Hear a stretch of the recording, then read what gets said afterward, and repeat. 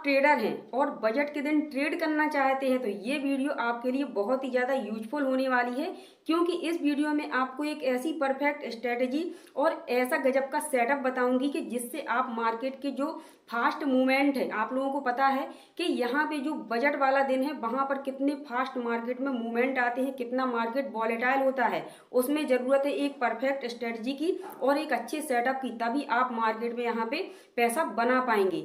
ये जो बजट का दिन है हमारे लिए, एक ट्रेडर के लिए किसी त्योहार से कम नहीं, क्योंकि यहाँ पर हमारा अकाउंट 4 गुना 5 गुना ग्रो हो सकता है। लेकिन अगर आपने एक सही स्ट्रेटजी परफेक्ट सेटअप का यूज ना किया तो यहाँ पे भाई आपका अकाउंट खाली भी हो सकता है। ठीक है, तो हमें एक अच्छी स्ट्रेटजी के साथ में मार्केट में काम करना है, तभी हम यहाँ पर अपने अकाउंट को अच्छे से ग्रो कर पाएंगे।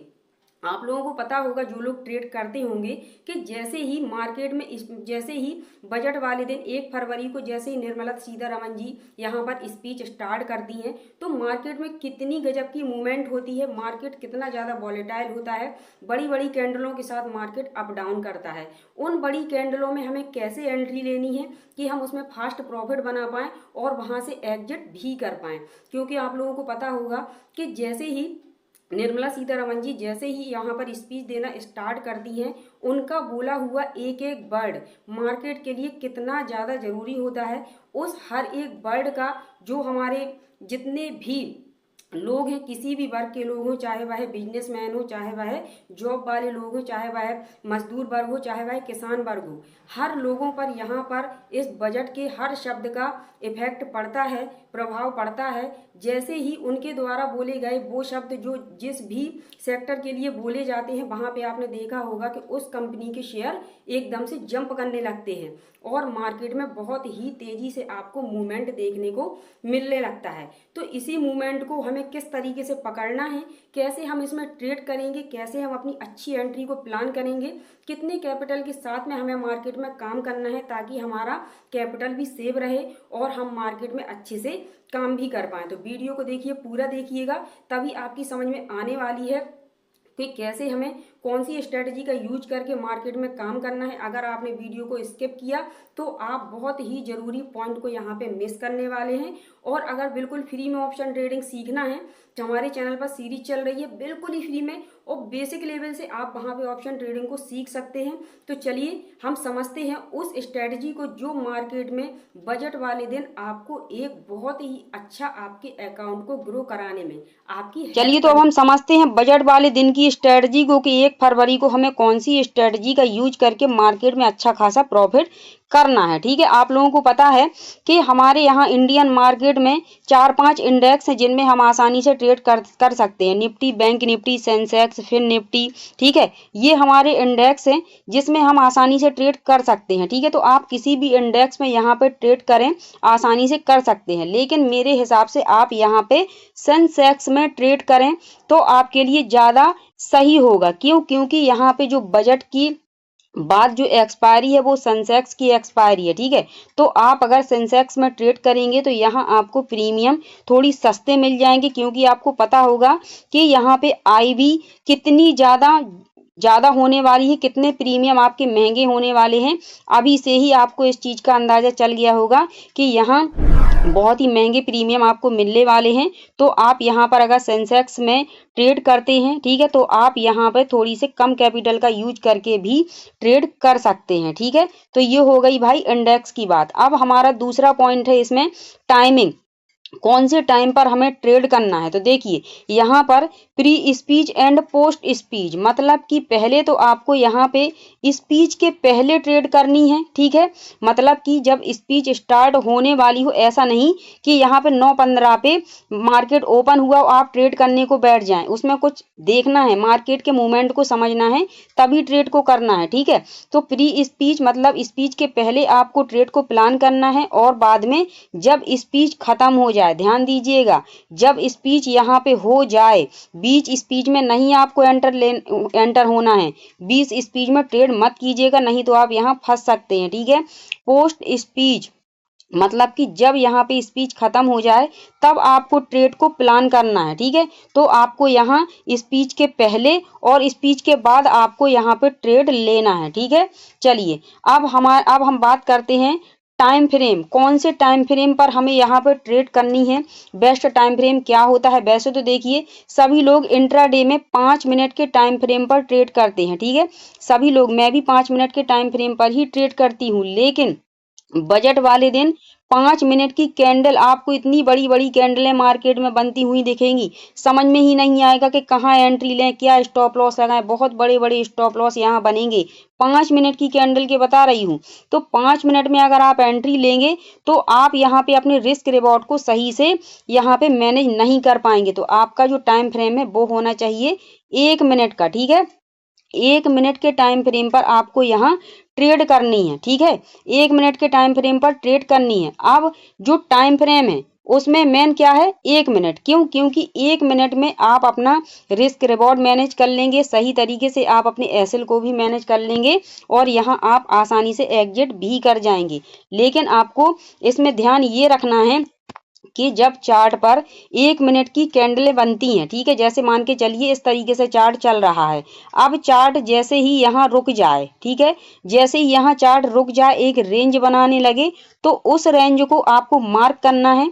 उस रेंज को मार्क करके जैसे ही मार्केट ब्रेकआउट करता है या ब्रेकडाउन करता है, तो आपको उस ब्रेकआउट या ब्रेकडाउन को यहाँ पर ट्रेड करना है। लेकिन ये ध्यान रखना है कि जब मार्केट यहाँ मान के चलिए अप साइड यहाँ ब्रेकआउट हो गया, ठीक है, तो मार्केट इस तरीके से कैंडलें बना रहा है, ठीक है, एक के बाद एक यहाँ पर ग्रीन कैंडल बनाता हुआ ऊपर चला जा रहा है। लेकिन आप ये ध्यान रखिएगा कि जैसे ही यहाँ पर कोई निगेटिव पैटर्न आपको मार्केट दिखाए, ठीक है, मान के चलिए कि ये मार्केट यहाँ चला और यहाँ पे मार्केट ने रेंज बना ली, ठीक है, तो यहाँ पे जैसे ब्रेकआउट हो गया तो मार्केट इस तरीके से ऊपर जा रहा है। अब मार्केट ऊपर जा रहा है, कोई आपको नेगेटिव पैटर्न जैसे ही यहाँ पे बनता हुआ दिखे, तो आपको यहाँ से तुरंत क्या करना है, आउट हो जाना है। क्यों? क्योंकि हो सकता है कि वो आपकी जो एक कैंडल यहाँ बनी, अगली कैंडल इस तरीके से बन जाए, आपका सारा प्रॉफिट यहाँ खत्म कर दे, साथ में आप यहाँ लॉस में भी आ सकते हैं, ठीक है।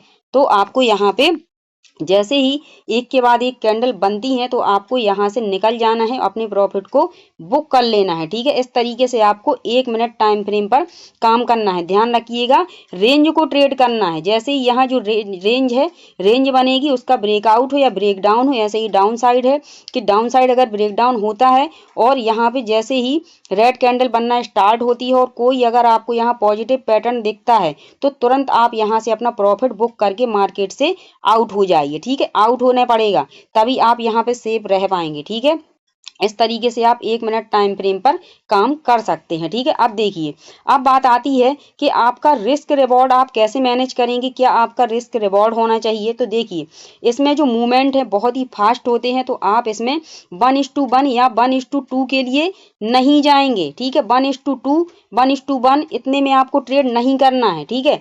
आपको बड़े टारगेट को देखना होगा, कम से कम 1:3 या 1:4 इतने टारगेट के लिए आपको मार्केट में काम करना है, क्योंकि बहुत भाई फास्ट मूवमेंट होते हैं। इतना टारगेट आसानी से आपको मार्केट दे देगा, क्योंकि आपको थोड़ी स्टॉप लॉस भी बजट वाले दिन थोड़ी बड़े रखने होंगे, इसीलिए आपको अपना टारगेट भी थोड़ा बड़ा रखना होगा, ठीक है। इतना से कम टारगेट में आप ट्रेड देखिए मत कीजिएगा, ठीक है। तो आपका जो रिस्क रिवॉर्ड है बता दिया मैंने कि आपका 1:3 या फिर 1:4 इतना आपका कम से कम टारगेट होना चाहिए, ठीक है। अब आपको कितनी ट्रेड करनी है, ठीक है, नंबर ऑफ ट्रेड, कितनी ट्रेड आपको करनी है बजट वाले दिन।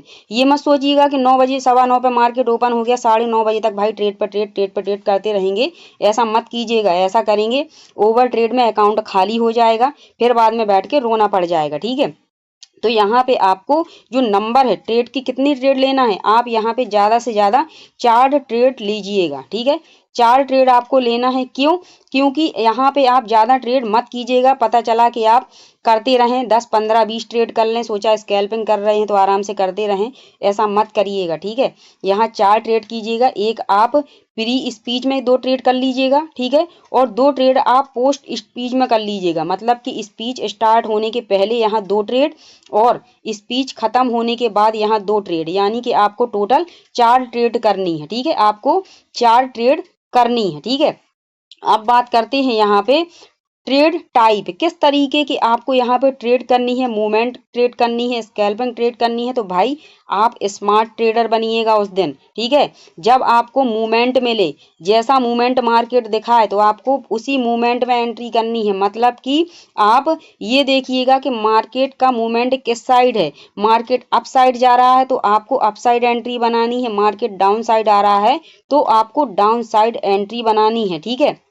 और आपको जरूरी हो, अगर आप अच्छे से कर पाए तो स्कैल्पिंग आपके लिए बहुत अच्छी रहेगी। स्कैल्पिंग में आप आसानी से जल्दी जल्दी आप प्रॉफिट लेके आप आउट हो सकते हैं। तो आपको मूवमेंट को ट्रेड करना है और साथ में आपको स्कैल्पिंग भी करनी है, क्योंकि यहाँ पे जो बजट वाला दिन है वहां पर स्मार्ट ट्रेडर ही ट्रेड करते हैं, ठीक है। तो आपको स्मार्ट बनना पड़ेगा, ठीक है, स्मार्ट बनना पड़ेगा, तभी आप इस दिन ट्रेड कर पाएंगे। तो सबसे मेन क्या है कि यहाँ आपको मूवमेंट को ट्रेड करना है। जिस तरीके का मूवमेंट मार्केट दिखाए वैसे आपको यहाँ ट्रेड करनी है, ठीक है।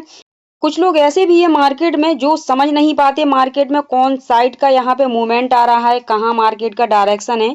तो उनके लिए भी मैं एक स्ट्रेटजी बताती हूँ। यहाँ पे उनको क्या करना है, उनको OTM का, ठीक है, OTM मतलब कि आउट ऑफ द मनी, उसका उनको कॉल और पुट दोनों को बाई करना है, ठीक है। कॉल और पुट दोनों ऑप्शन को यहाँ पे उनको बाई करना है और इसमें सेम कैपिटल का यूज करना है। मान के चलिए 10,000 रुपए का उनने कॉल ऑप्शन बाई किया तो 10,000 का ही उनको पुट ऑप्शन भी बाई करना है, ठीक है। Same capital and same quantity, मतलब कि जितनी क्वांटिटी कॉल की ले उतनी ही क्वांटिटी उनको पुट की भी लेनी है, ठीक है। तो सेम क्वांटिटी और सेम कैपिटल से उनको OTM ऑप्शन को यहाँ बाई करना है। फिर बाद में वो देखेंगे कि जो उनका OTM ऑप्शन है तो उनका एक OTM ऑप्शन यहाँ पे ITM हो जाएगा, ठीक है, ITM हो जाएगा, मतलब कि इन द मनी हो जाएगा। उसमें उनको बहुत ही अच्छा यहाँ पे प्रॉफिट देखने को मिलेगा। लेकिन उनका जो OTM है उसमें ज्यादा फर्क नहीं पड़ेगा। क्यों? क्योंकि भाई यहाँ पर एक्सपायरी नहीं है उस दिन। अगर एक्सपायरी होती तो उनका OTM यहाँ 0 हो जाता, ठीक है। तो ये उनके लिए बेनिफिट है कि उस दिन यहाँ पे एक्सपायरी नहीं होने वाली, तो उनका OTM ऑप्शन उतना ज्यादा यहाँ पर नहीं टूटेगा, ठीक है। तो यहाँ पे वो इस स्ट्रेटेजी का यूज करके भी मार्केट में काम कर सकते हैं। लेकिन आप एक चीज का ध्यान रखिएगा, जो लोग नए ट्रेडर हैं या जो लोग पहले से भी बजट को ट्रेड करते हैं, उनको ऐसे कैपिटल का यूज करना है कि जो मार्केट को वो देने के लिए रेडी हो, उनकी ट्रेडिंग लाइफ पर उसका ज्यादा फर्क ना पड़े, ठीक है। क्योंकि आप लोगों को पता होगा कि जो बजट वाला दिन है, उस बजट वाले दिन में मार्केट बहुत ही तेज मूव होता है। वहां पे आपका पैसा 4 गुना 5 गुना बढ़ सकता है, उसके साथ साथ यहाँ आपका पैसा कम भी हो सकता है, ठीक है। तो आपको ऐसे कैपिटल को मान के चलिए, आप जितने भी कैपिटल से काम करते हैं, जितने भी कैपिटल से आप ट्रेड करते हैं, उनका आप ज्यादा से ज्यादा 15 या 20% कैपिटल ही मार्केट में बजट वाले दिन यूज करें। तो आपकी यहाँ पे कैपिटल भी सेव रहेगी और आपकी ट्रेडिंग लाइफ पर भी ज्यादा फर्क नहीं पड़ेगा, ठीक है। क्योंकि उस दिन देखिए प्रीमियम भी बहुत ज्यादा महंगे होते हैं, IB भी बहुत हाई होती है। तो यहाँ पे आपको कैपिटल तो ज्यादा ही लगने वाला है, ठीक है। तो इसीलिए बता रही हूँ भाई, ज्यादा कैपिटल का यूज मत कीजिएगा ताकि आपको दिक्कत ना हो, ठीक है। वीडियो कैसा लगा, स्ट्रेटजी कैसी लगी, अच्छी लगी हो तो प्लीज लाइक कर दीजिएगा और कमेंट करके बताइएगा बजट के दिन आपने कितना प्रॉफिट बनाया, ये स्ट्रेटजी वर्क की हुई है या नहीं की हुई है। मिलते हैं अगले वीडियो में, तब तक के लिए राधे राधे।